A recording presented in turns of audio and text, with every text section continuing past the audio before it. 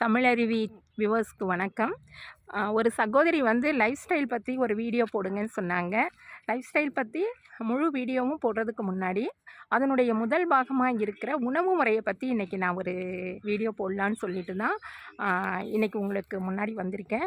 So இப்போ நம்மளுடைய life style அப்படின்னு சொல்லி பார்த்தோம்னா, இன்றைக்கி நம்மக்கிட்ட லைஃபே இல்லைங்க. அதுக்கப்புறம் எப்படிங்க நம்மளுடைய லைஃப் ஸ்டைல் பற்றி நம்ம பேச முடியும்?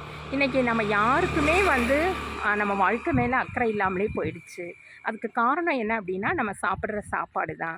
இன்றைக்கி பார்த்திங்கன்னா, தாத்தா பாட்டிங்கள்லாம் பார்த்திங்கன்னா 120 வயசு வரைக்கும் வாழ்கிறாங்க அப்படின்னா, அதுக்கு காரணம் என்ன அப்படின்னா, அன்னைக்கு அவங்க சாப்பிட்ட உணவு முறைகள் தான். சரிங்களா? சோளம், கேழ்வரகு, வரகு, திணை, சாமை இப்படிப்பட்ட உணவு வகைகளை சாப்பிட்டாங்க.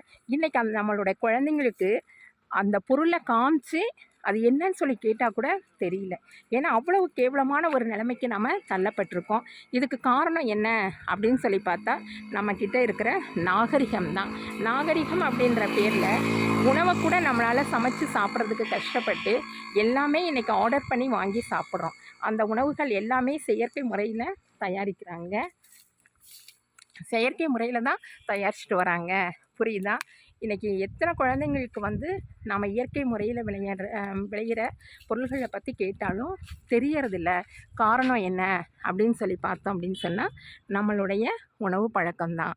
அதனால் நம்மளுடைய வாழ்க்கை முறை ஆரோக்கியமாக இருக்கணும் அப்படின்னு நம்ம நினச்சோம்னா, நம்மளுடைய லைஃப் ஸ்டைலை நம்ம மாற்றணும்னு நினச்சோம்னா, உணவு பழக்கத்தை நம்ம பழைய மாதிரி ட்ரெண்டிங்காக சாப்பிட பழகணும். அதாவது பழசு தான் புதுசாக மாறிட்டு வரும்னு சொல்கிறாங்க இன்றைக்கி.